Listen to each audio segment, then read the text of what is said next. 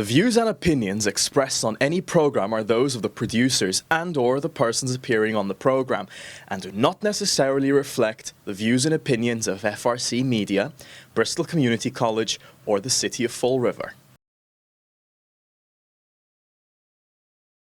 Good evening, everyone.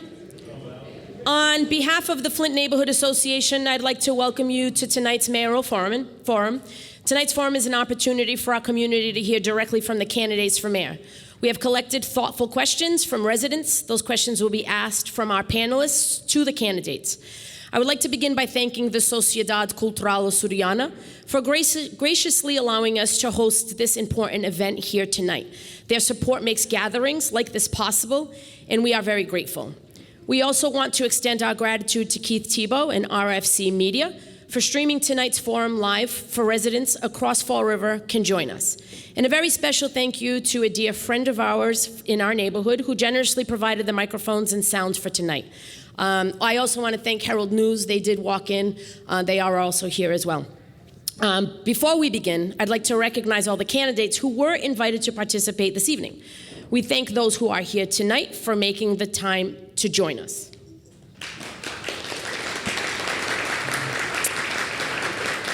I also do want to note full transparency.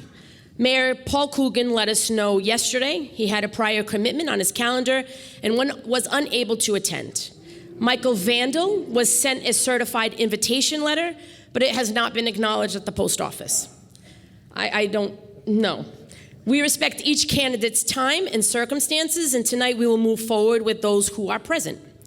The ground rules, just let me set them. I don't see any signs here or shirts or buttons, so I appreciate everybody leaving that outside. Each candidate will have 5 minutes for an opening statement. After that, we'll move on into questions and answers. Questions were sent in from residents. Respect and civility are required. No interruptions, no personal attacks. Any of this at just one time, I won't tolerate it. I'll ask you kindly to leave. I hope this will not happen, as respect and unity is what we need to move Fall River forward. Candidates will also have 5 minutes each of a closing remark.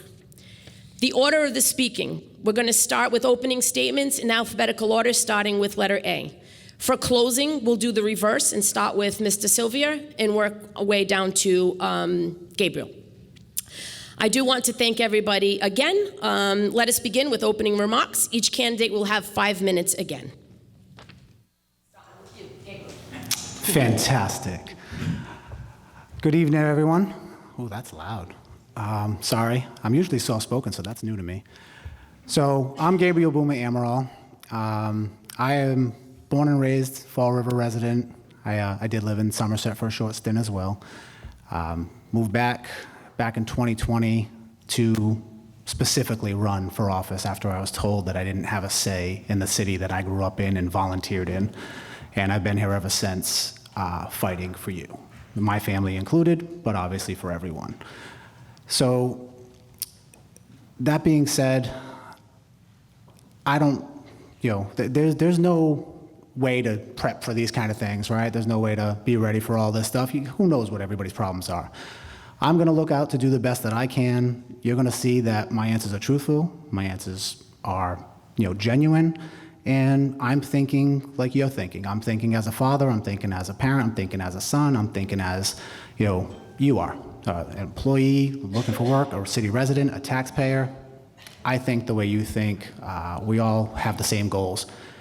The city of Fall River has not been going in the right direction. We are constantly paying more and more and more and getting less. All we see are the same people, the same faces, the same campaigns, the same rhetoric over and over again. I'm here to change that. Everything I've said is my plan to do, and I'm going to do it. The red tape that gets in my way, the connections and the politics that get in the way, I'm gonna do it live, and you're gonna see who's blocking what from getting done. No more games, no more favorites, no more fan clubs. We're gonna get our city back. And hopefully you'll vote for me and help me do it. One city, one fight. So, thank you.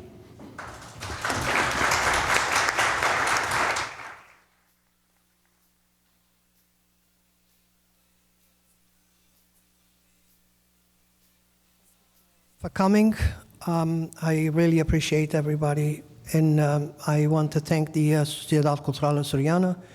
Obrigado aos sócios e à Sociedade Cultural Açoriana por nos convidar a vir aqui.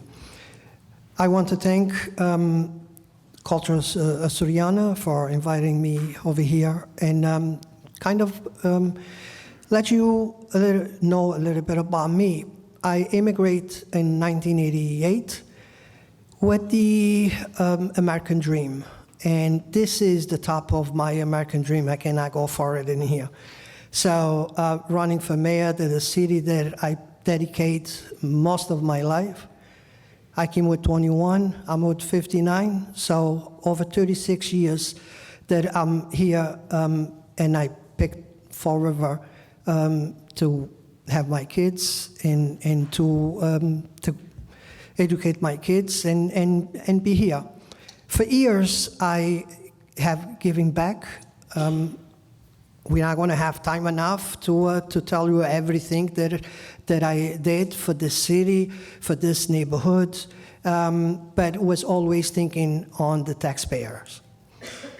Now, here came the idea of running. For years, people's been asking me, you should run, you should run. I said, no, I'm not interested. I'm doing okay. I'm helping my neighborhood. But came to a point that I had to jump into the plate, and this is my chance. 2 years ago, I decided to run. So the idea of running, it's out there for 2 years.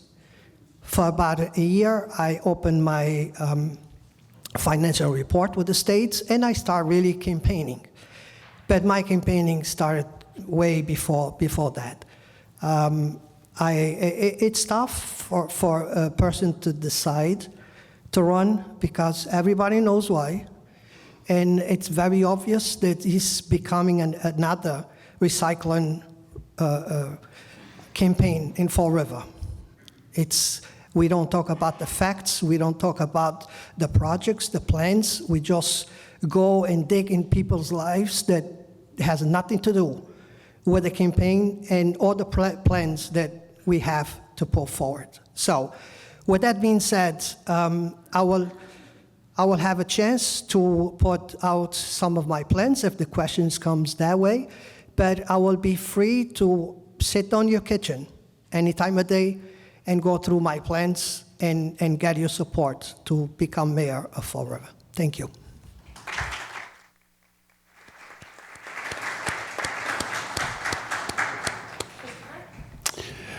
My name is Christopher Sylvia.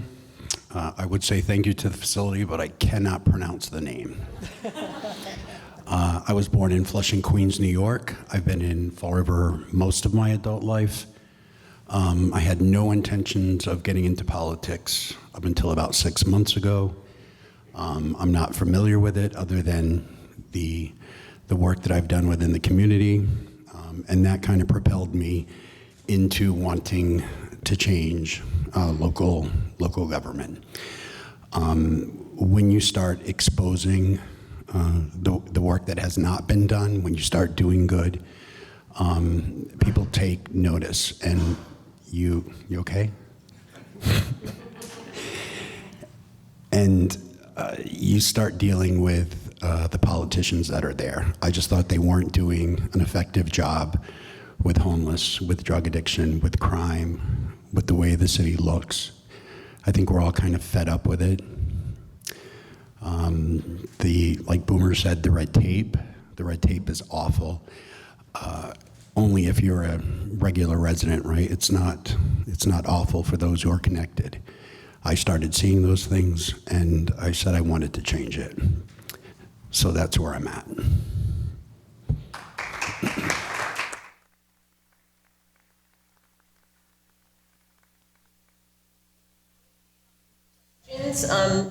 Whoever wants to go first, Laura, Jane? You want to start first? Al, perfect. The first question we're going to start with Caesar, and then we'll go Gabriel, then Christopher. Now, do they all answer the same question? Yes. Oh, okay. So do I repeat it, each one? No. Okay. Hopefully they'll hear you at one time. So I got a good question for the first question. So it's kind of a softball question, make it easy. What's one big idea you believe that could transform Fall River that others might think is impossible? And you have 3 minutes to answer, okay? Sure. Right now, we have the best opportunity to turn a lot of waterfront land for our benefit. I grew up in a waterfront. I know what a waterfront is. What a waterfront is supposed to provide to the taxpayers and to provide the entertainment for the residents and take advantage, the city can take advantage and have a lot of revenue. So one thing that the city could turn around 130%, 79 if we implemented a good plan, a master plan, which I have teams working on, very good architect working on. I think that will turn City of Fall River around big time. Can you repeat it just a second, please? Thank you. Sure. What's one big idea you believe could transform Fall River that others may think is impossible? Only one? Only one. Okay. Well, obviously, we know the waterfront is the biggest deal that we have here. I have plans to, essentially, I want to start utilizing what we have already. Obviously, those plans are going to come with the waterfront, and we're all, mad and excited about that. But for me, I want to turn our Kennedy Park area into almost like our own Central Park area, right? Businesses, shops, restaurants, doing that stuff, bike paths, doing the right things and utilizing what we have instead of just letting it go to waste until we use it once a year for, a great feast or something like that.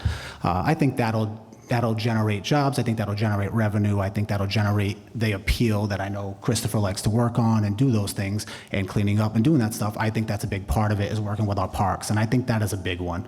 And it goes all the way down to the water, which I also have big plans on how to clean our water, utilize our water. There's so many plans, but I think that's something that I would like to generate in the city. I love Boomer's idea of Kennedy Park being our own Central Park, first of all. That's a big one. I think what I would like to do that would transform Fall River in our current state that everyone thinks is impossible is to get rid of the homeless situation. I think that's what's on everyone's mind right now. We know the waterfront's going to be taken care of, excuse me, and we have plans for that, but I think it's a more pressing issue. And everyone thinks it's impossible, and I don't think it is. I think it's something that we need to take care of. Second question. Many residents feel their neighborhoods are neglected compared to others. How will you ensure all parts of Fall River get fair attention and investment? And we'll give that question to start with Gabriel. Good? All right. Honestly, to make it fair, it's going to be a precedence thing. We're going to look at what's in dire need over anything first, right? We obviously need emergency stuff first. If you have craters coming, you have sinkholes in your neighborhood, we obviously have to fix that, right? That's going to be first. But if your neighborhoods are being neglected, there's going to be a precedence. There's going to be okay, these neighborhoods have been transformed over this amount of time. And, last year was done. We see the same roads every election year, right? We see the same road construction every time in the same areas. We all live that way. If you drive down my road, it's not any better, I promise you. So I want to set it up where there's an order of precedence, where you call something in, we have a timeline. City Hall is going to have to start answering to the people. There's going to be a timeline where you have to respond to what needs to be done, and it's not just going to be cold patch or quick fixes or we'll send somebody there eventually. No, we have a timeline, and we have an agreement to take care of the taxpayer, just like you have an agreement to pay your taxes on time and do everything right. You need to get your money's worth. City Hall needs to start answering to the people, okay? So in my City Hall, it's going to be reported. We're going to have it. They're going to have 30-day chart sheets. Basically, I can see what they've done, what they performed, what calls have come in. We're going to track people's records. If you're going to be paying them, they're going to earn their job, but they're going to have to show what they've done. And I think that's going to hold people to the fire and make sure all residents are treated equally, all neighborhoods are treated equally. And of course, minus emergencies happening, water main break, something like that. Obviously, that has to take precedence. We have to clear that and make sure everybody's safe. But outside of that, every neighborhood will be tended to. There's no more just we take care of over here and we can't even make it to this, to Pleasant Street. That's not going to happen anymore. Well, being in charge of a neighborhood for years, I not just advocate for one neighborhood, I advocate for the entire city.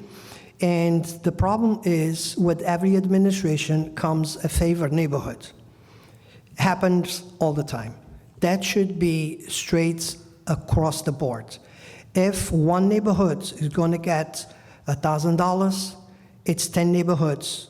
Each one's going to have $100. That's the only way that we're going to bring all the neighborhoods together. Another thing is, we have to appropriate money for the stuff that's supposed to go. If taxpayers are paying tax to appropriate money for one thing, the money needs to be spent on that thing. I'll give you an example. It's been 8 years that the state appropriates $1.5 million to fix Pleasant Street. 8 years. Just last year, they got more money again, and you don't see nothing moving on Pleasant Street. So that's why I'm saying, if the city gets money from the motor vehicles, from your tax, to fix sidewalks, to fix streets, that money is not going into a general fund. That money goes back to the streets. That's why we pay tax on cars. It's to fix the streets that we damage. So why that money is not being spent where it's supposed to, that's an example how we need to bring the neighborhoods together, and everybody should be lined up. One, it's not better than the other. Every neighborhood in this city has a different history, has a different category of residents, but they all part of one city. And that's what the mayor of Fall River needs to look around the city and treats one neighborhood, not 10 different neighborhoods. Thank you. Well, I think Carlos is right. Poor Pleasant Street. We've had the money for a while now. I don't see anything happening. And I have my doubts whether it will happen. Not very trusting these days of people with money, but we certainly need a standard of appearance in the city of Fall River. New Bedford does it, and they do it brilliantly. They take their highly traveled roads, their most visible roads, the roads that investors see when they come off the highway, young families see when they come off the highway, and they systematically clean those streets every single day, right? They get that perfect, and then they start branching out into the neighborhoods. There's definitely an issue with parts of the city getting favoritism. We know that all our activity is going down on the waterfront right now, and we're continuing to see places like Columbia Street, the South End, and Pleasant Street continue to decay, and that's got to stop, period. We also need to bring back the app, not the one that they had, because I hear it wasn't very effective. But there's technology now, and we need to bring back that app so that you're able to get the attention of City Hall by sending a picture, sending a description of what your problem is, and then tracking that job in real time. And ultimately, and I'm going to get in a lot of trouble for this, we need to revamp DCM completely. And that's it. Thank you. Third question?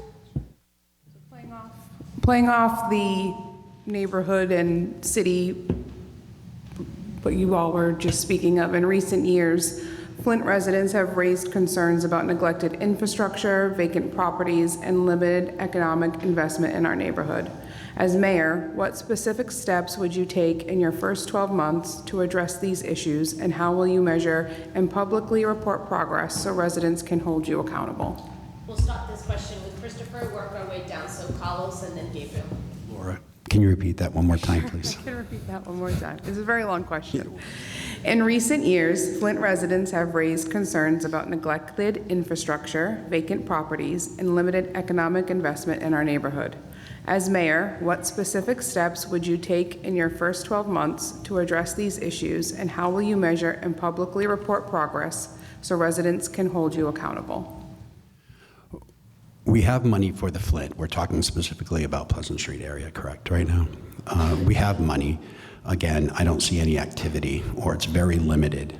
When I had talked to the mayor, I was told these big grand plans and to hold off on doing certain things because that was going to be taken care of. That was a year ago, right? Things are moving very, very slowly. There is money there. We have people who want to work.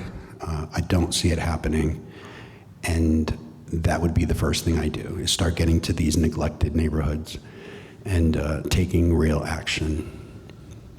And of course, accountability is something that we don't have right now, but I'm sure all three of us here, that's within our sights, that we want to be accountable to the people, and we want to be completely transparent at all times. Thank you. Oops, sorry. No, you're fine. Keep going, I'm sorry. No, you're fine. My fault. Carlos? Okay, so I'm very familiar with abandoned buildings, especially on Pleasant Street. I know the owners for years, and we have the same empty buildings, some of them for 20 years. And this, I've been working with two different administrations and asked them for a solution that either the city takes the building back, because some of these buildings, the owner's not even paying tax on. But it's the way the laws are working so slow that it's impossible, because 4 years go so fast, changes administrations, and we have to start the whole process again. Changes the department changes, we have to start all over again. So we have some buildings that finally is getting into new hands. The problem I have with is going to micro housing. And every time that the front store changes into an apartment, it's a last chance we have to bring small business into Pleasant Street. Every front store that turns into an apartment with no parking, they have to park on the streets. Every time that I go by and I see a front store turning into an apartment, here goes our backbone. Remember, Fall River backbone is small business. So every time that an apartment goes into a front store, here goes the chance to have one more pop store there for something. So I will love to put something to help small business come back. We give big money, taxpayers' money, to TIFs and everything for millionaires. Why don't we give to a small business that wants to start over, or somebody that wants to buy a building and live on it? So that's my issues. But the abandoned buildings, it's a never-end process, administration after administration, that I have been pushing and pushing. Thank you.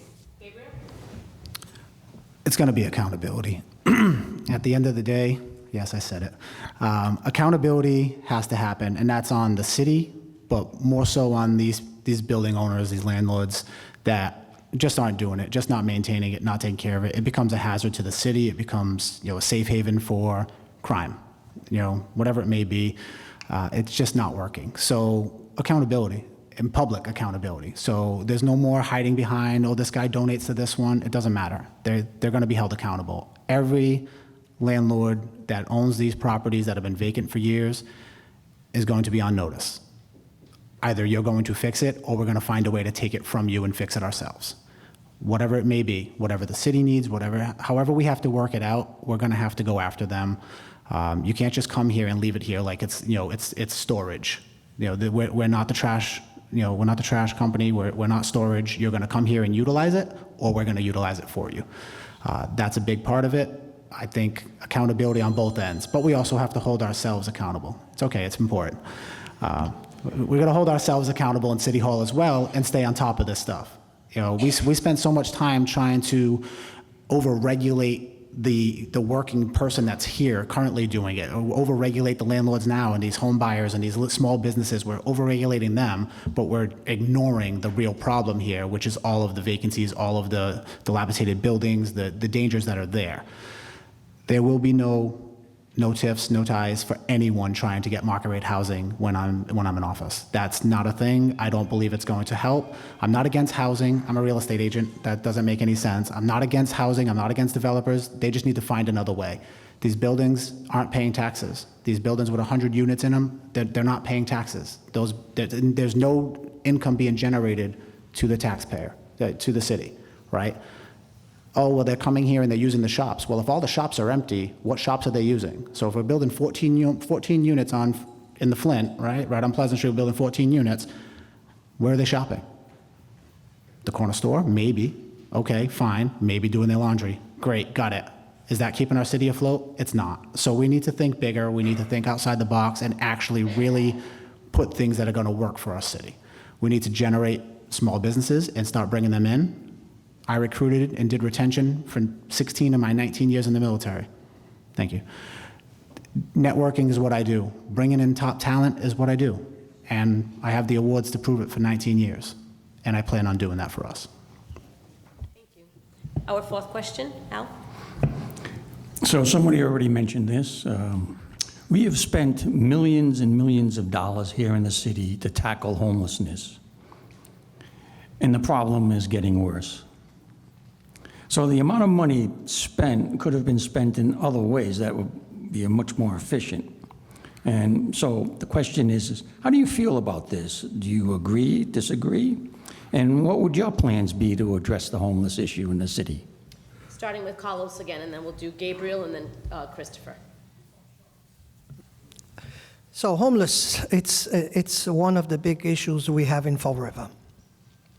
We spent last year $3.5 million, and we did not resolve the problem.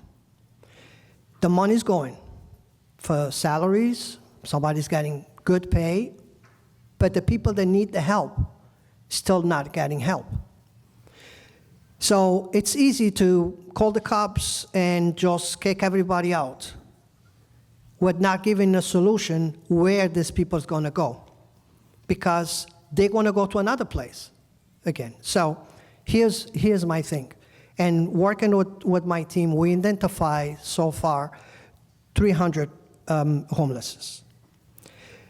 We cannot treat the whole community the same way. One shirt don't fit all. They all have different problems. And believe it or not, some of them, it's so easy to resolve their problem. They're still working. They're still driving. The problem, they cannot afford the $2,000 rent, which is so easy. The city owns a lot of land. Why don't we, and the taxpayers are not collecting money on those lands, why don't we identify something, some places, some land that we can put tiny houses? I'm in favor of tiny houses. If it's going to start the process to fix the homelessness, I have no problem with that. Tiny houses for those that cannot just afford rent, but they still can pay a small amount for house, and then move from there. Believe me, $3 million, it's a lot of money if we have a plan where to spend the money, with the goal, where it's going to take us. $3 million for homelessness right now is not taking us nowhere, because it's no plan. People that need help is still going to need help next year, because guess what? We have $3 million to spend, and we're going to have $3 million coming next year. But if we budget $3 million to actually help the homelessness, we can fix the problem. We're not going to fix every single problem. We're still going to have problems, but it's so small that we're going to have the hand of it, and we can fix the problem. Once again, if we put the money to work where the money is supposed to be spent. Thank you. Can you just read that one more time, please? Sorry. It's primarily about the homeless issue. Yep. So, as was just mentioned, we're literally spending millions and millions of dollars year after year on the homeless issue, and the problem's getting worse. And so the question is, well, do you agree with that statement? Do you feel that the money could be spent in other ways, or if not, well, like, what would your plans be to address the homeless issue? Yes, I agree with the statement, and yes, I believe the money is being wasted 99% of the time. So I do agree with that. So I've identified several buildings and different options that I'm currently working on with a few people. I have some meetings set up with 2 of our healthcare providers, our main healthcare providers in the city that do a lot of business here. It's statewide, I guess, but definitely in the city. And those meetings are to address a lot of the mental health issue that we have with our homeless. Unfortunately, they didn't ask for this. They didn't ask for all the doors to be closed in their face. They need help, right? We have to create a place for them where they can be correctly diagnosed, medicated, so a team. I'm going to put a team in place that's going to, so instead of having this team that goes out now and just gives them blankets and tents, I want that team to actually get out there and work with the Medicaid facilities, the health, Mass Health, whatever it may be, getting these people correct, right? Getting them diagnosed, documented, everything ready to go, getting them back on their feet to where they're stable.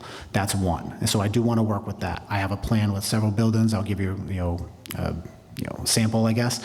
My goal is to close RPA and put our children back in school where they belong. Those kids are not just going to be left there to rot and forgotten about because they want to worry about numbers of certain schools and their prissy schools. The kids need a chance to go to school and have positive influences as well. I want to take that building and I want to put in micro units. And those micro units, like Carlos said, can work the same way as far as like, small house or whatever it may be, but those micro units are for the mental health portion of that. Now, as far as those who need rehab, those who just can't afford rent, whatever it may be, we're looking at taking that $3.5 million that we're spending on the current processing of homelessness, that $3.5 million, almost, I think it's like 3.2, I forget the exact number for RPA, we're gonna save that money. So you're looking at almost $7 million that we have to utilize to create these programs and help mobilize the right way and take care of our mentally ill patients, take care of our homeless that just can't afford it. They, maybe they got a car, so they're not in dire need, whatever, which I hate that statement. I can't believe he actually said that. However, they need a home. They need a place to be. Our kids need a place to be. I'm a foster parent, I'm an adoptive parent. Like, I take in kids all the time. So I don't want to see kids on the streets. I don't want to see families on the streets. Thank you. So for me, there is a plan. It's a lot bigger than just what we can do in a week, but I assure you that plan is going to take care of homelessness and eradicate it exponentially, get rid of it at minimum. You can't take care of everything. But for the most part, it's going to clear our streets and take care of the people the right way and the proper needs that they have. Thank you. Yes, I think we squandered that money. I don't think that we tackled the homeless situation correctly. There's a lot of people that get paid a lot of money, and yet we have record numbers of homelessness.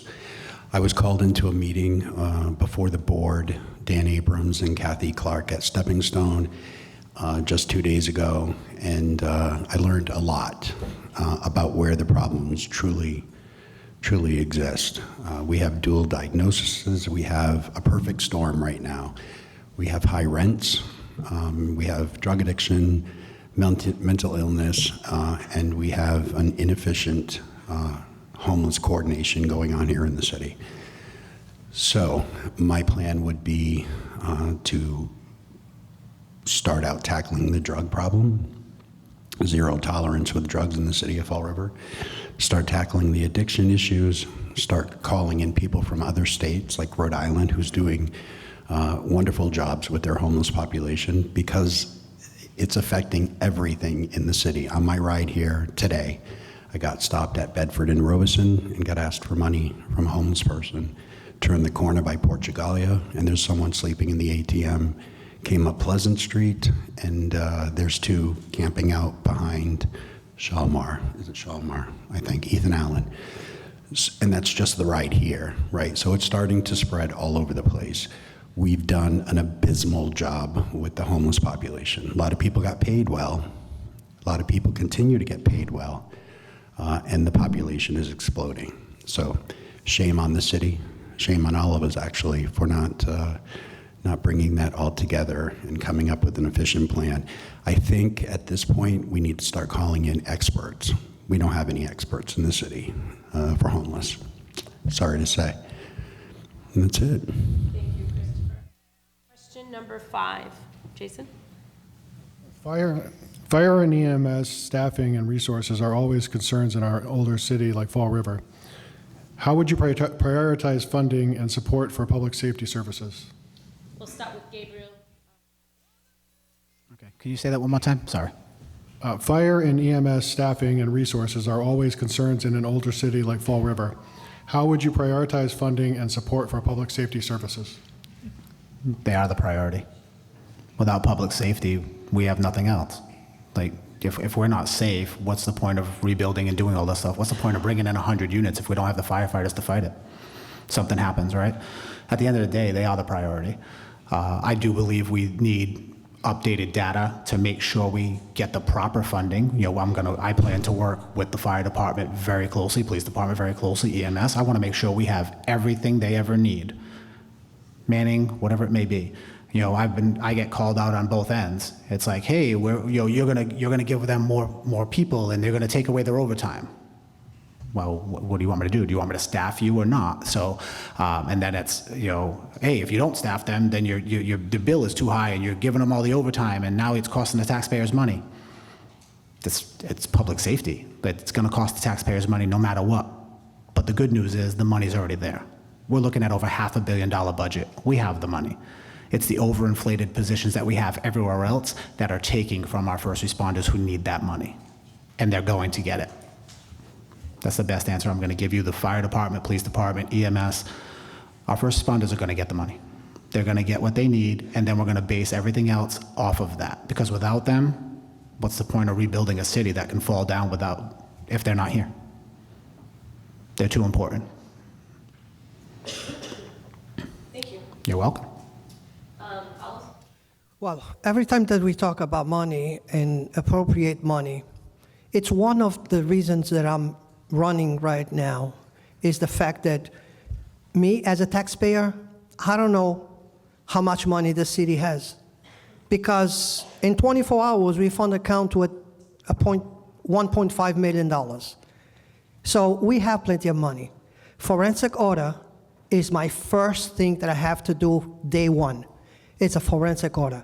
I need to know, the taxpayers need to know how much money the city has. A budget of $452 million, it's a lot of money. When we identify that money and we are building our budget, public safety should be the first people on the table to get their money. We talk about public safety every campaign, but let's put the money where the mouth is. They should be on the table to allocate their money full funded first thing on the budget. Because when I get to the end of the numbers, by the end of the budget, if I don't have money to pay the assistant of the assistant of the assistant, like 5 people getting part-time jobs, when one person could do the job for less money, okay? So we have money, but we need to put our priorities first. Over and over we talk about in city council that talking, oh, the city needs to pay more money. The city, no. The problem we have, the bigger problem we have is stability on work. How can a firefighter leave another town to come to Fall River without knowing if he's going to be, if he has a job the following year. Same thing with teachers. Why are teachers going to leave another community, okay, to come to Fall River if they don't know if they're going to have a guaranteed job the following year? That's the big problem we have in Fall River. Yes, we could have allocate more money, pay better. But I don't think that in all the jobs, that's the biggest problem, the money. I think it's the security of job. Nobody wants to leave a job that's secure to come work for Fall River without knowing if the following year, if the person has the job.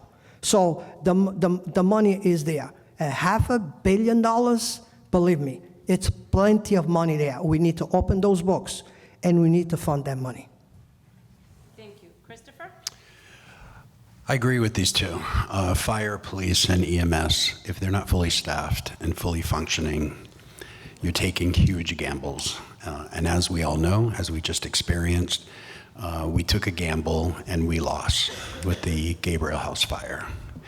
We are constantly reacting to crises and self-induced budget flaws, and it's cost lives, right? Fire, police, and EMS should be fully staffed, and I don't really care where you get the money from. You get the money, and you make sure that they are at the top of their game and have everything they need so that you can focus on running the city. The last thing you want to do is get a phone call that there was a fire and we were understaffed, right? Take care of those things first. That is your number one priority to protect the residents of Fall River, period. Everything else builds from there. So you got to give them what they need. Thank you. Question number 6, Laura? What is your plan to attract new businesses to Fall River while supporting our small family-owned businesses? And we're going to start this question with Christopher and work our way down to Gabriel. Well, I think we need a small business plan. As someone who's opened a small business, I remember it took me 7 months and 34 trips to City Hall. It took going from one department to another department to another department, and none of those departments knew what the other one wanted or needed. I think we need to fast track small businesses. Like Boomer said, it's not like we don't have the real estate, right? We have plenty of abandoned storefronts, yet people are afraid to open small business because it's overwhelming. They don't know how to do it, and the city does not make it an easy process. So I think we need to fast track those things. We need a department, and I'm sure someone's going to say we already have one, but I'm going to say it's ineffective. We need a department that gets these small businesses open and incubates. I believe on Purchase Street, they tried something like that with an incubator for small business. We need that. We need to grow it. As far as attracting other businesses, we need to focus on getting manufacturing, biotech, textiles. Believe it or not, they still exist, and we have the land, but we need to clean our city up first. This is not exactly an attractive situation to come in if you're an investor, so we need to get the city cleaned up and start focusing on that. Well, I would love to have a lot of small business open in Fall River. The problem we have is the red tape. By the time that a new business wants to open and the process is still in half, they give up the idea. They go to another town. It's easy. It goes to a city hall. I need to open a new business. They got to handle a folder with all the applications they need, with all the certifications they need, and a month after he has his new business. In Fall River, takes 3 months to have an inspector, then another 2 months to have another inspector. Then the first inspector comes back, okay, you already did this, but I forgot, you have to do this too. I know a business that took 8 months just to, was a restaurant before, just to change ownership, took them 8 months. So how can we attract small business with all this red tape? That's never going to happen. But we need to incentive them to open small business. because it's a lot of money that the city can profit with a small business. Yes, all these beautiful big buildings, yes, they're going to give back to the city $10 million in tax, but they're going to pocket $100 million at the end of the year. That's what's wrong. The help is going into the wrong business. We need to help the small business, and just was 2 weeks ago, I got contacted to go to a meeting. Carlos, we need your help. I travel all the way to Lynn, Massachusetts, for a company that wants to move to Fall River. We're looking for 11,000 square feet building, first floor, to bring them to Fall River. They decided. They have the investment. They have the money secured to move to Fall River. So the businesses are out there to move to Fall River, no doubt. And every time that I see a mill turned into a market housing, it's a last chance we have to attract a big business to help the taxpayers of Fall River, to make good revenue for the city. So let's stop filling up the rich people's pockets and bring some money to the taxpayers and some relief to the taxpayers. Thank you. Gabriel? Streamlining the system is the easy part, right? Making sure that everybody in City Hall understands, hey, this is a priority. We need to bring these people in. We need to get things done, right? That should be easy, telling people what they have to do for their jobs.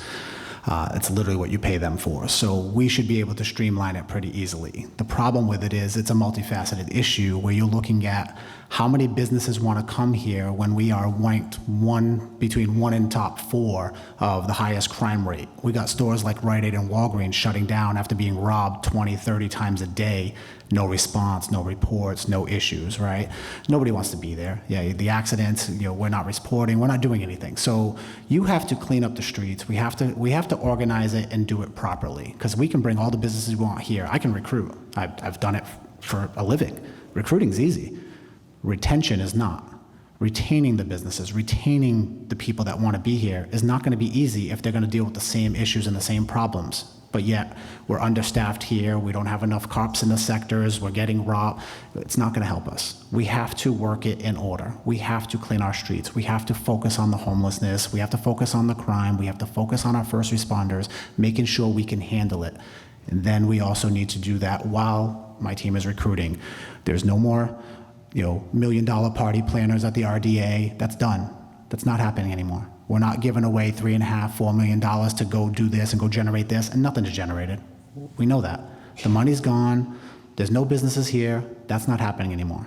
We're going to do it, and we're going to make sure that the people can see where all the money is going. As Christopher stated, technology is there. We can track every penny that comes in. I want the proper receipts. There's no more, just general, we just get this. No.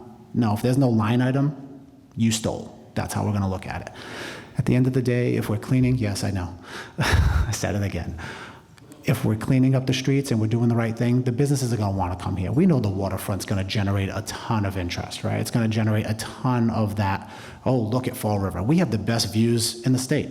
I believe we do, and we're going to utilize that. Bringing those big businesses in is going to have that trickle-down effect of other businesses wanting to follow suit. But we have to clean up our city in order so we can keep those businesses. Recruiting's easy, retention is not. Ask the police department, ask any department. You can recruit all day, but then we can't retain good cops and good firefighters and good people. They're going to all the other towns, right? Because we have to be able to retain them properly. Same thing with businesses. Thank you. Thank you. Question number 7, Al? Me? Yep. We all know that there is waste in city spending, and specifically city employees who we don't think they're pulling their weight. How will you handle that problem? How are you going to create accountability within the employment sector? We're going to start with Carlos again, then Gabriel, and then Christopher. Well, accountability is make them responsible for their department, for their decisions. If they do, and if they break the law, I'm not going to move them to a different department, hide them behind the desk for a year. The taxpayers will forget about it next year, and you can come out of the shelf again.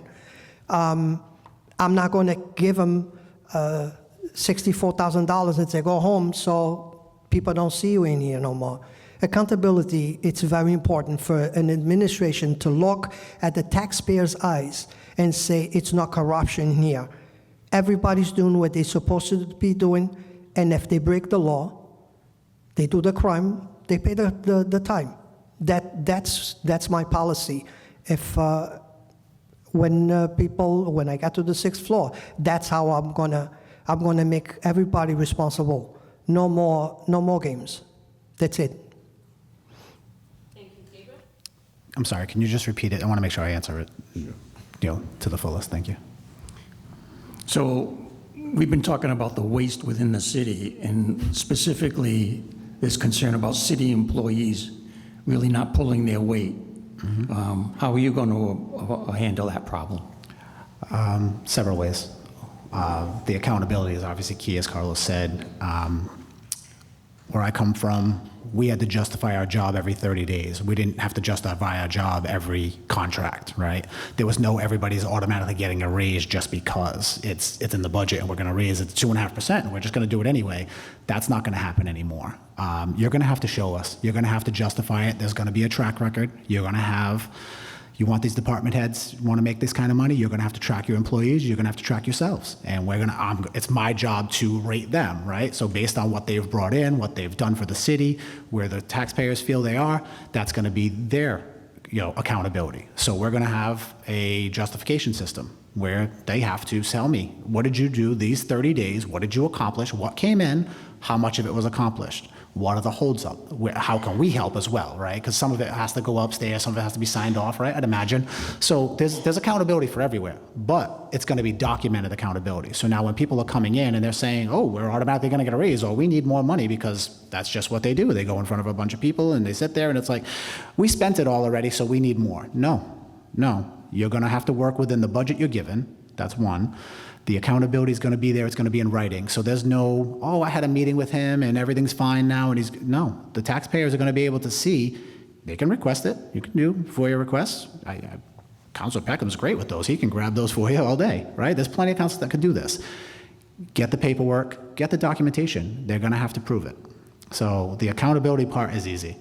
We also have a problem with, it's not just people not doing their jobs. We have too many people in the job.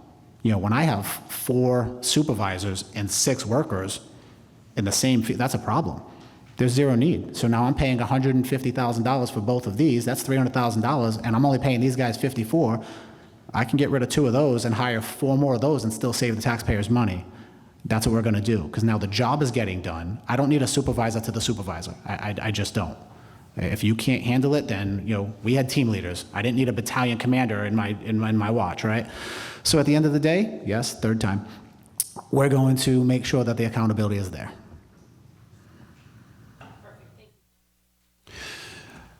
The city's a business, effectively, and with any business, human resources is always the number one challenge, right? I think the inefficiency and the lack of productivity is rampant around the entire city, and it's extremely visible to us, right? We see the lack of productivity in the city every single day, whether it be crumbling sidewalks, whether it be going to City Hall and no one's at the office, whether it be weeds everywhere, whether it be the people we pay for our homeless situation. It's all over the place and it's right in your face. There's no denying that we have a problem with productivity in the city. And I think Boomer's right. I think that like every business, employees get audited just like the financials get audited. Their jobs need to be audited. We need to make sure that everyone is pulling their weight and we're paying a fair wage to receive fair work.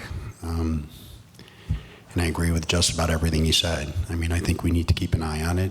I think the residents should know. Every department should get a report card, in a sense, because we need more productivity. I just think we've been incredibly lazy, and that's what you see as you drive around the city. number 8. Jason? How will you improve basic city services such as trash collection, pothole repairs, and snow removal to better serve residents? We're going to start this question with Gabriel, then Carlos, then Chris. How will you improve basic city services such as trash collection, pothole repairs, and snow removal to better serve residents? So first, we're going to have people trained properly to fix the potholes instead of just having, our DCM employees come out and just patch it quick for 30 seconds and have to come back the next day because it rained or snowed. So we're going to put people in charge of doing these things that actually have experience in doing it. And I'm not putting them down for doing their job. They're doing what they're told, and they're doing it to the best of their abilities, and that's fine.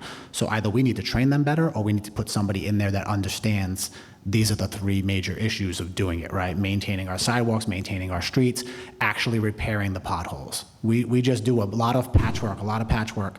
That patchwork constantly being done 5, 6, 7 times. They do my road probably 7, 8 times a year. It probably costs them more in overtime sending them out to keep redoing that than just fixing the road the correct way. So we need to do that. I believe our trash issue, I do have plans for that, and I will get into that later on because I'm still trying to work out actual costs, and I don't want to just throw numbers around. So upon getting in there, there's going to be some renegotiations as well. Same thing with transportation, with the school department, same thing with a lot of things. I have a lot of options, and we're going to start utilizing those options because I think people just get too comfortable thinking that, oh, it's a city job, it's a taxpayer job, we can charge whatever we want, and everybody just signs off on it, and then you look at the donor list, and it's like, oh, look, he owns this, he gets this job, his donor. It's weird. Follow the money, you find everything. But there's going to be a lot of renegotiations going on when it comes to that. The trash is always going to be an issue right now because we've taken ourselves out of being able to be the hub for the trash.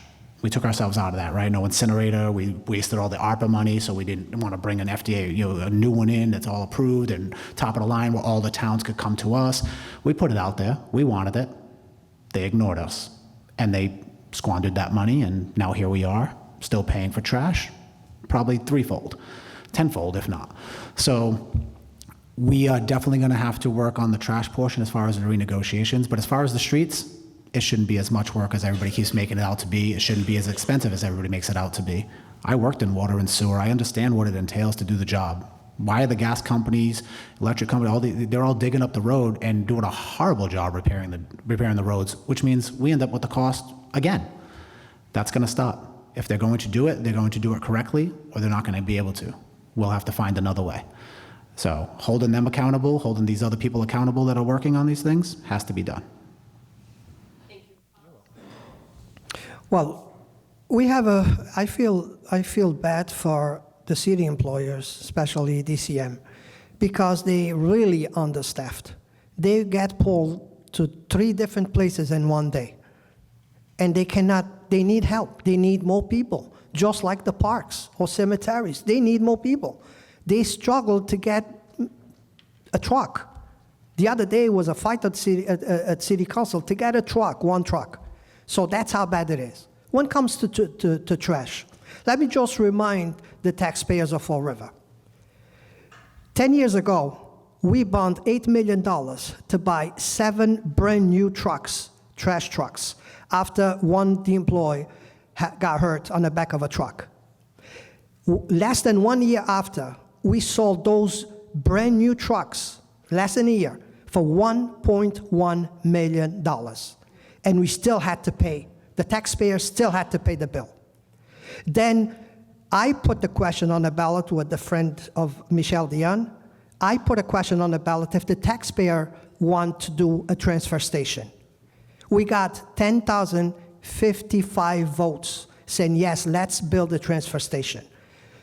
Where we will be today, 10 years after, if we had built the transfer station, we will have jobs. We will be collecting trash from surrounding areas to Fall River. Big revenue for this city, which the taxpayers should not even worry about paying for trash for the rest of their lives. Okay? But didn't happen. The administration looked at it a different way. 2021, this mayor put a task force together. I have in here the reports. If he had agreed with these people and the ideas they gave him, the recommendations they gave him, we would be paying $106 a ton today versus $240 that we're paying right now. So administration after administration, they don't care. They take their decisions. They put these people together, work for 3 months to take the recommendations and put on the trash.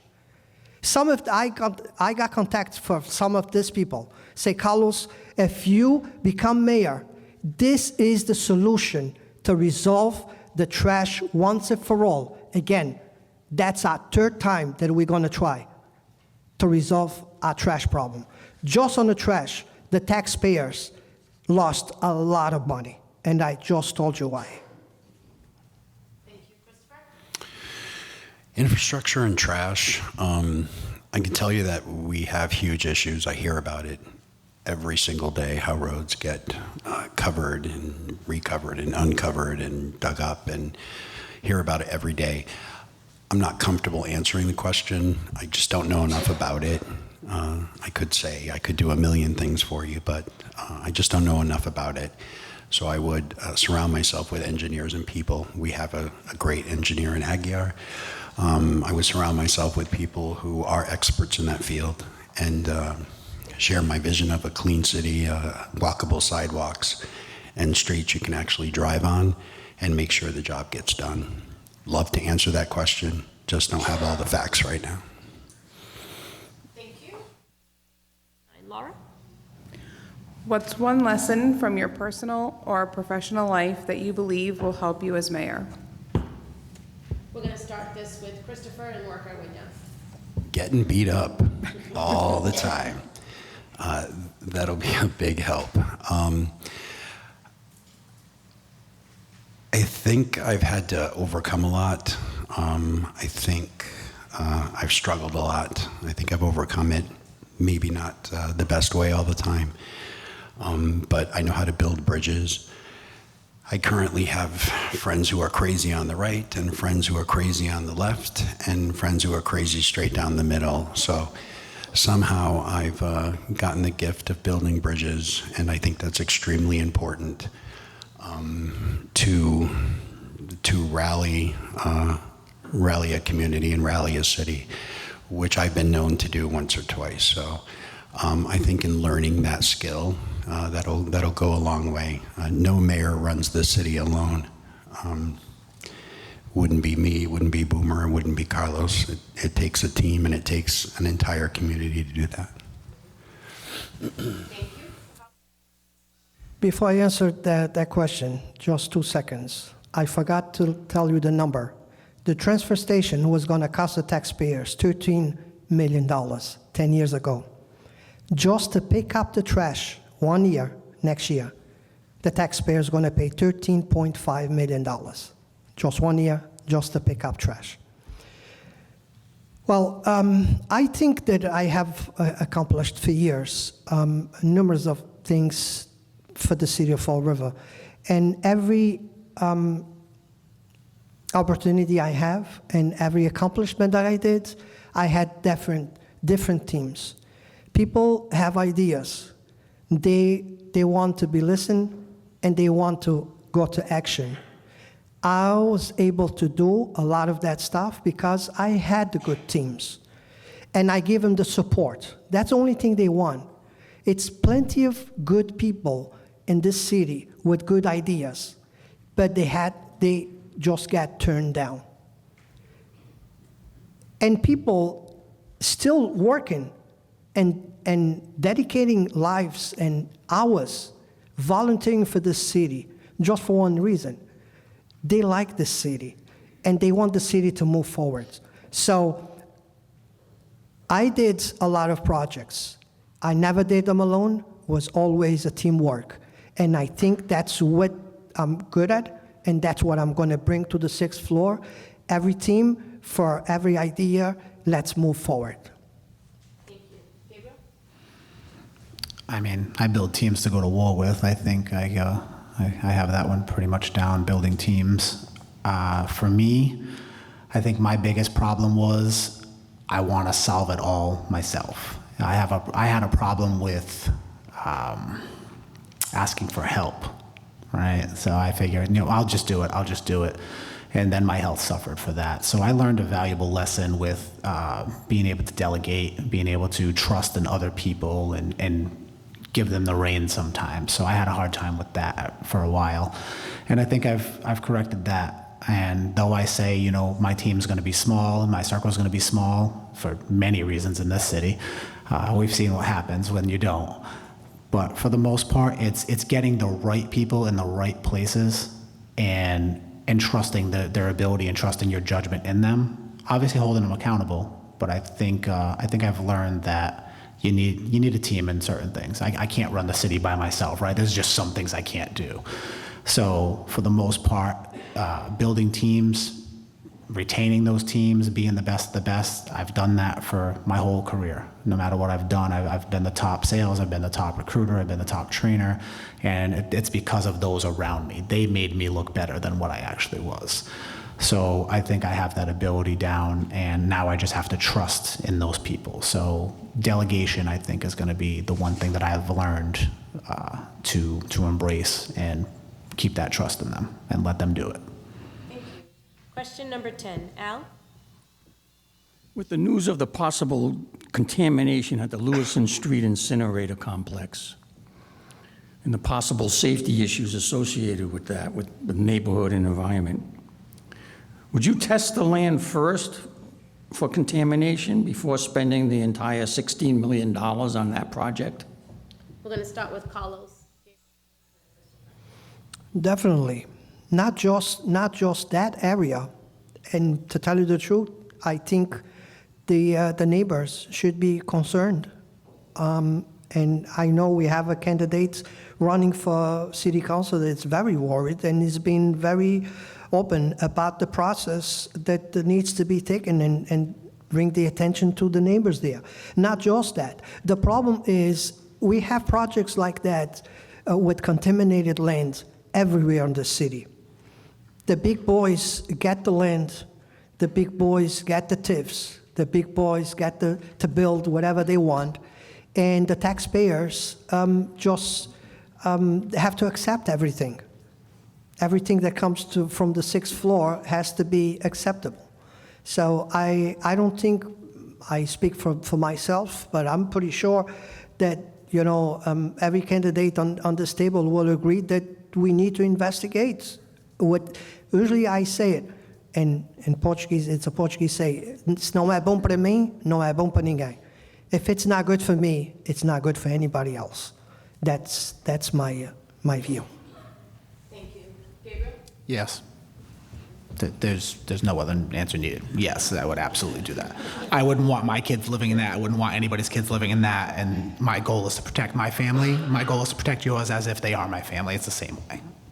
Absolutely. Obvious. It's obvious, yes, absolutely. I'm not going to be the one to say no on this one. It's obvious. You can't put people in harm's way. We have Christopher Peckham here tonight who's passionate about that. It's a disaster waiting to happen. So absolutely test it and test it and test it again.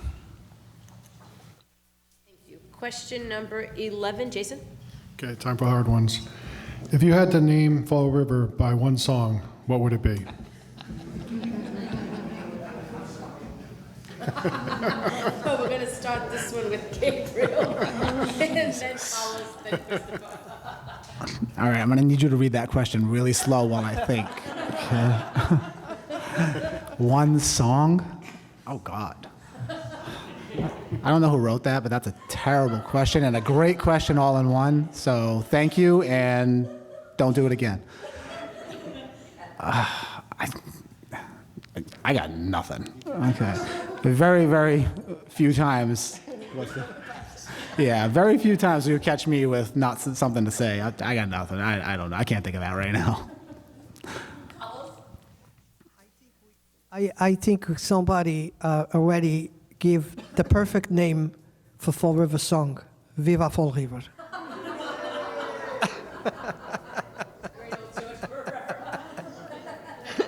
Christopher, take it away. I'm going to agree with Carlos on that one. Viva Fall River. We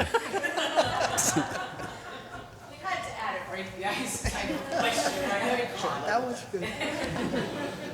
All right, question number 12, Laura? Where do you see Fall River in 10 years, and what's your plan to get us there? And we're going to start with Christopher, and then Carlos, then Gabriel. I see Fall River in 10 years, God willing, vibrant, a beautiful waterfront, but our neighborhoods that have been neglected and are decaying and have been ruined, I'd like to see them fixed first. And I want to see those. I want to see Amazonia back up so I can get a nice suit on Pleasant Street. I want the East Main Street area to thrive with the barbershops and the salons and the bakeries. I want the South End to continue thriving. I want to get these smaller neighborhoods back to where they should be. We're primed to have a bunch of little micro neighborhoods in the city that are represented by an association, a strong association that has teeth and has a voice in City Hall, not what we have now.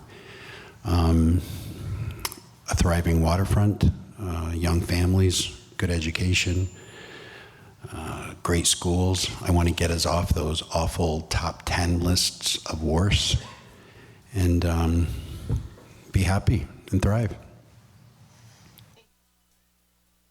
Well, in 10 years, if we don't have 20 mayors, we will be in a good stand. We will be in a good place, okay? I'm not hoping to be there in 10 years. I think I can do the job in less than 10 years. But I can, with the right mayor and the right city council and the right direction, I can see the city of Fall River as when I immigrate here. That's the best, I think that was the best years. 1990, 1995, what a brilliant city. But that's what the city that I saw. But watching and seeing photos from the 1900s, that was a city. That was a city. So, but I can see our city, in a good way, in a good shape, in 10 years. Yep. Prideful, educated, filled. You walk around, all you see is empty. I want to see, and I believe we can work to do this, not only just getting it done, but the people actually seeing it can be done. I think once I'm in there, once I get in there, and the people can see it really can be done with this kind of money. We really don't have to keep just raising our taxes. And they can start holding people accountable. I think we're going to have a much more honest city hall, a much more honest school department. I think we're going to be able to hold people accountable with ease after we show the people what can be done. And I think that's going to equivalent to pride again. Obviously, our education level, I want to see through the roof, and not the roof that it's going to, the other way. Because 320 out of 356 is definitely not the good way. So for me, I want to see our kids out in the streets able to play again because our streets are safer. I want to see the stores open. I want to see them, going to the corner store like we used to do. The kids being able to ride their bikes on the streets no matter what time it is without having to worry about who's there or what's going on or being robbed. So for me in 10 years, based on the leadership that I want to bring in and the plans that I want to bring in and show the people how we can do this the right way, I see prosperity. I see it going in the right direction, and I think that education is a big goal of mine, and I think I want to see that take priority in a lot of the way, where those kids can come here and help Fall River flourish again. So working its way up, but I see Fall River in a positive way in 10 years. 13, Al? How will you ensure that with all the city contracts and all the economic development that's taken place, that Fall River residents can get some of those jobs? I'm sorry. We're going to start with Carlos again, then Gabriel, then Christopher. I'm sorry. Now it's my turn to ask for the question again. Okay. I lost you the first part. Yeah. So with all the economic development and contracts that are taking place within the city right now, a lot of big corporations are grabbing all of this stuff.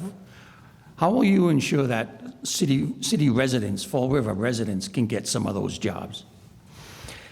It's funny that you mentioned that because I was just talking to somebody not too long ago that said, and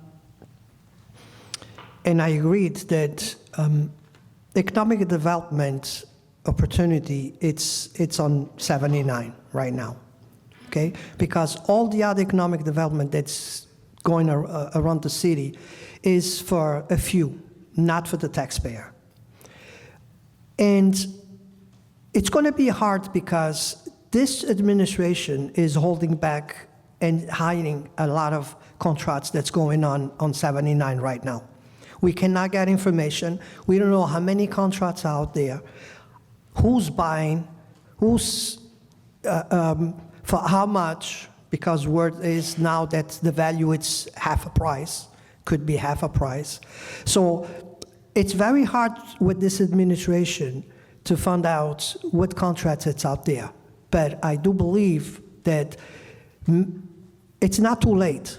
I think we're coming in a perfect time to pull up those contracts and make the best decision for the taxpayers and how to bring money to and save money to the taxpayers. So let's hope that it's not too late and we can turn that around and get that information. Can you say that one more time, please? Sorry, I want to make you work today. Oh, that's okay. Make sure I have the right question, right? That's fine. So, yeah, so with all the city contracts, right, and all the economic development that's taking place right now, I mean, there's a lot going on.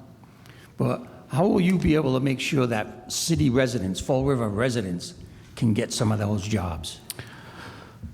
Several ways. I mean, don't donate to me if you think you're going to get the job, because that's not going to be the answer. I'm not this guy. So that's one. Two, I would say make it competitive. Make it competitive where, hey, hometown companies have the advantage, but everything's going to be a bid system. Because at the end of the day, we still work for the taxpayer. I can't sit here and say, I don't want to just pick a company and think I'm picking on them. Say Century Paving wants this job and they're $100,000 over this guy from Bridgewater. Who would you rather me give it to, right? I want hometown to get it, but I can't cheat the system. So we're going to make those bids public. I'm going to make those bids for everybody to be able to see. There's no more hidden doors. There's no more, do it under here so you don't have to put it out to bid. That stuff's not going to happen. The jobs are going to go to bid. And when the bids are finalized, obviously I can't put it out as they're doing it because that would make it unfair. But put it out, and now the taxpayers can see and people can see what companies they want to hire based on these bids coming in, and those companies are going to stop trying to get paid every time they see, it's a taxpayer job, it's a city job, we can charge them more. That's not going to be the case anymore, because I think they're going to have to be held accountable. And not only that, the taxpayers are now seeing, hey, I need my driveway done. I'm going to call this guy. This guy was the cheapest for the city. Why wouldn't I call him? They're going to lose business if they don't be competitive and do things the right way and start controlling the cost to the taxpayer. The taxpayers are going to stop being taken advantage of. And I think the only way to do that is to let the people see what's really going on, where the money is going, where their money is going, more importantly, and who's doing what.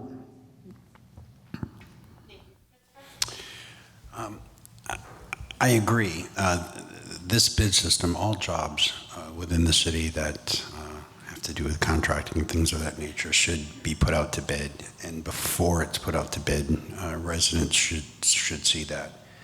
I think it's the only way to be fair. There's bids out there now, right? But who's getting them, in all honesty? The bids are only as good as the eyes that are on them.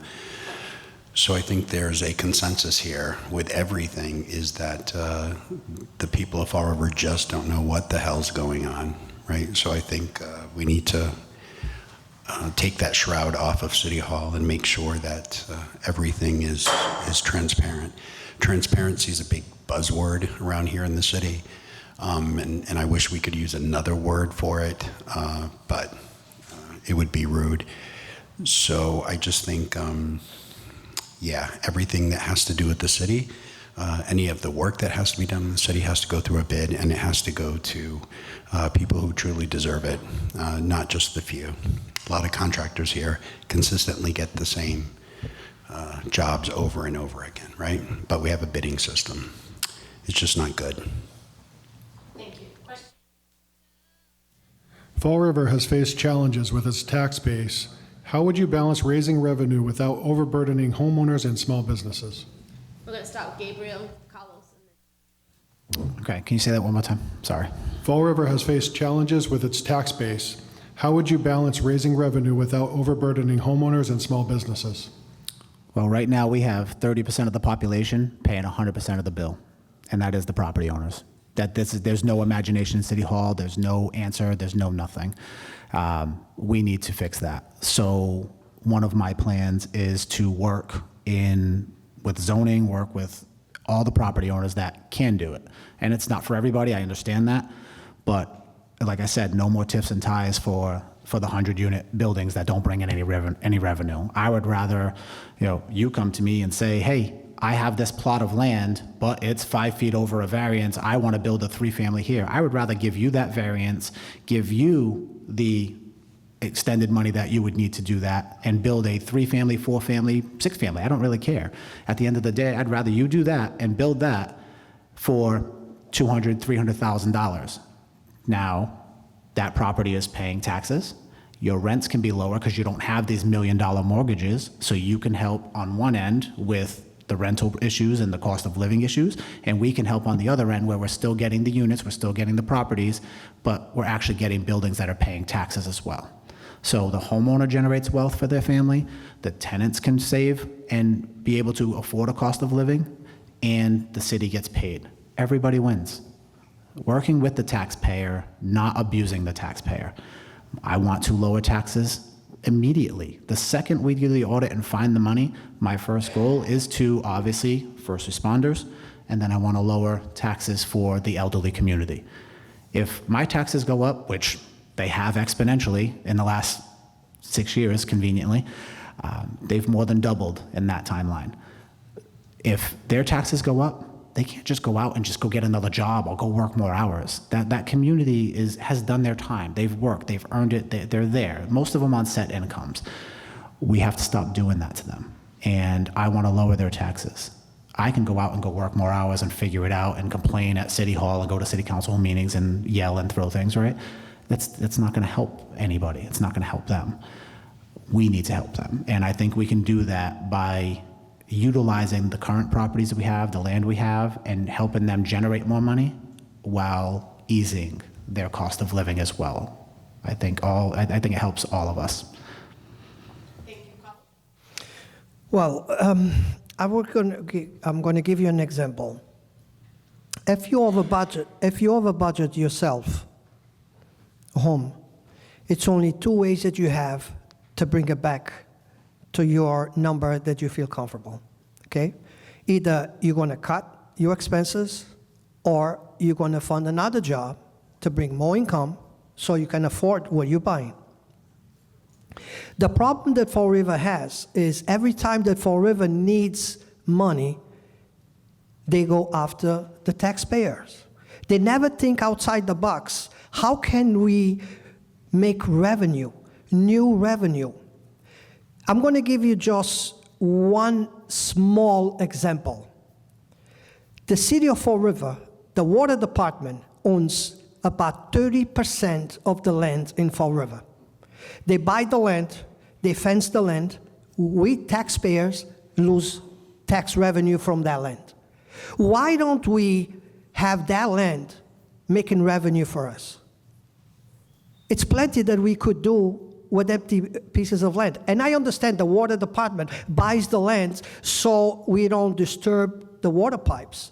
But it's a lot that can be done in a piece of land that is not going to disturb the pipes. Okay? I have a friend of mine that has a camper, and every year he goes by the Braga Bridge. He says, I never stop in Fall River. I wish Fall River had a campground that I can hook up my camper, stay a night in Fall River, go to a restaurant. Okay? That could be done with land that we already own. We don't have to buy land. We own that land. That land should be making revenue for us instead of us just fencing in so nobody can walk there. That's just a small example. How can we look outside the box and get new revenue for this city? It's plenty out there that we can do to bring new revenue to the city to help the taxpayers. Thank you.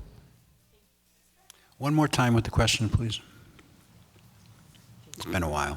Fall River has faced challenges with its tax base. How would you balance raising revenue without overburdening homeowners and small businesses? We have all kinds of ways to raise revenue in the city. We just don't use them. We have ordinances that can be enforced. We have tourism that can be jumped up to a really effective tourism program that could raise revenue. But I gotta say, it all goes back to basics. Listen, we're not gonna get any of that investment. We're not gonna be able to lower people's taxes unless we get the city back on track with the basics. Take that for what you will.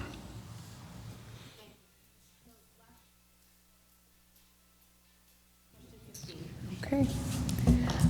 If you had to describe Fall River in one word, what would it be and why? We're going to do Christopher. One word?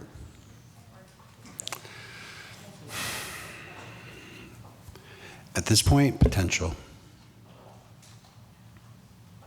And why?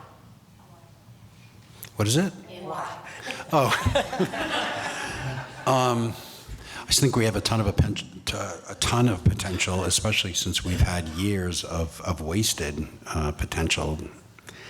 There's so many things we could be doing to improve the city, not just to attract investors and not just to attract employers, but for the residents. I think the residents of the city of Fall River have been somewhat forgotten, and we need to bring it back. There's a ton of potential in the city. Never ending. City of kindness. Fall River always comes together. How big is the disaster? Fall River always comes together.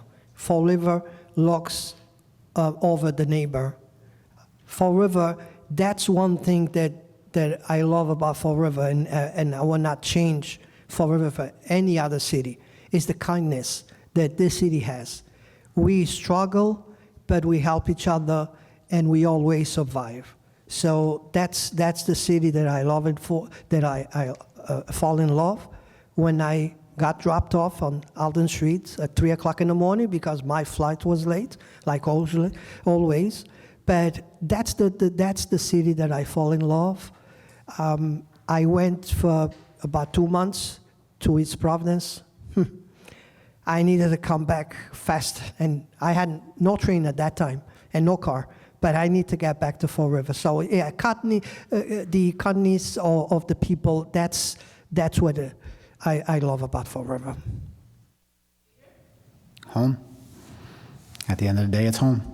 You know, I don't have to deal with these things. I don't have to deal with the same problems most do. I can afford to leave. I choose not to, because it's still home. I still see Fall River the way I remember it, the way I grew up in it, and it's just gotten so far off. And it's home, and I'm gonna fight for it like it's my home. Same way I fight for my kids' home, same way I'm gonna fight for your homes. This is home, and we need to take it back from those who came here to exploit it. And that's happened all too often, and that's all everybody seems to do here, is exploit Fall River, dump their trash here, take the benefits, and leave. And we just recycle the same kind of people doing it. And it's not gonna happen in my home. Thank you. Thank you. So we've asked questions for an hour and 15 minutes. And we're going to start with closing statements. So we're going to start, we started with Mayoral first. We're going to start with Christopher, Carlos, and then Gabriel. 5 minutes. Ready?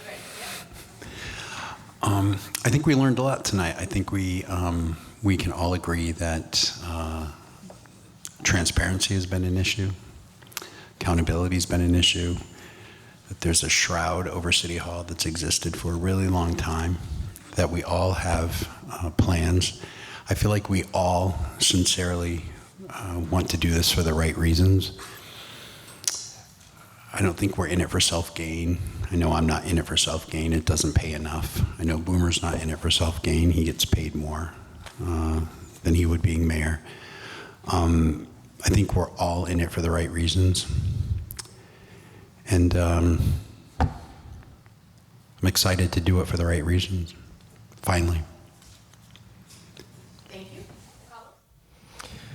Well, first of all, I want to thank Mayoral and Christopher for coming in here.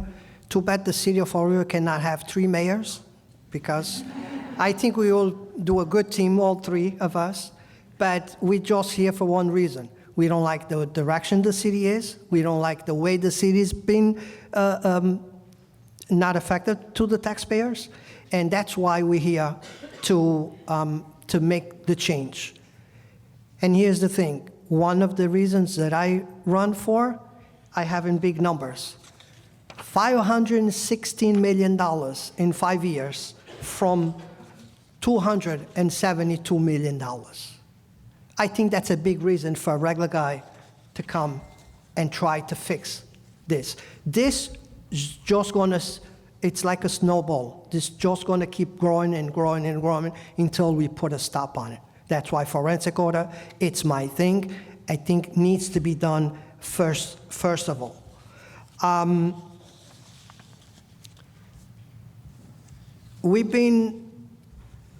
being attacked because I'm Portuguese, because I don't speak English, because people cannot understand me, but I'm being with this Portuguese speaking in here, helping the taxpayers, helping the city for 30 years. So now I think it's the time that I put my experience, what I learned in 30 years, how much I committed to the city, bring that experience to the 6th floor, and make everybody, help everybody. Most important, we need to take our city back from this dictatorship. Retaliation, that's a big issue in Fall River right now. I have people that don't want to sign my papers because of retaliation. They're afraid that the mayor's going to send inspectors to their home. I don't want people to put my signs on their property, afraid that he's going to retaliate against them. We need to stop this, or else it's just going to keep growing. Okay? So it's a lot of reasons why we need to take this administration out in September and give the 2 of us, I don't know who, the 2 of us, the chance, the taxpayers, to turn the city around and pick the best candidate. So let's go out and vote. Let's get it done. City needs a new beginning because the future, it's ahead of us. Thank you. 1 second. I understood everything you said, so you're fine. Thank you, Chris. I think we all agree what's going on for the last decade or so is just not working. It's just not working. We have lost it all. We've gone nothing but down, and we need to fix that. Obviously, we all have the same passion to want to make Fall River better. For whoever's reasons, whatever reasons everybody has, it's their own. I do agree with the turmoil and everything that's going on with social media. People are afraid to put up signs and do that. I have family that's afraid to put up signs just because of where they work or who they work for or who they live next to. And that's not how you run a city. We're not North Korea. That's not what we do here. So for me, my next generation's here. My daughter's right there. That's my campaign manager. I have 6 children. I'm a single dad. I understand what life costs. I understand the concerns that every family deals with. I understand every time they leave the house, you're worried about where they're going, who's around, are they safe, are they okay? I get it. I understand when I send them to school. Are they getting educated, or are we fighting over, what this teacher believes in, or is there even a teacher in the classroom because they're just sitting in a cafeteria? I share all of those concerns with you. I'm you, and I assure you every principal in my kids' schools knows exactly who I am. I make sure of it. The superintendent knows who I am. The mayor knows who I am. I've called him directly with these issues and have been ignored. So as much as it is personal for me, it's not the way a city should be led for anyone. So for my family, for your family, that's who I'm running for. And I'm running for those reasons to make sure we get Fall River back on track. I really do believe this is the most critical election you're ever gonna have. This is where we've gotten the most money we've ever gotten in the last 6 years, and it's gone. These people have lost their minds with how ruthless and loose they've been with your tax dollars. You can't allow that. You have to hold us accountable. I have to hold me accountable. You have to hold me accountable. We have to hold everybody accountable. I'm going to do that. I've done it for soldiers. I've done it for hundreds of soldiers. I'm pretty sure I can handle City Hall. I do want to be the next mayor. I do look forward to serving the people. I know what serving my country is like. I know what selfless service integrity is. Nobody's perfect. We all have our, lives and nonsense that we've dealt with, right? At the end of the day, yes, 4 times. I keep saying that, and I keep saying I'm gonna stop. That's why I said that. However, we all want the same thing for the city. I want for your families the same thing I want for my own family, and that's how I'm gonna go to work every day, fighting for my family and knowing that I'm helping all your families. So please vote for me.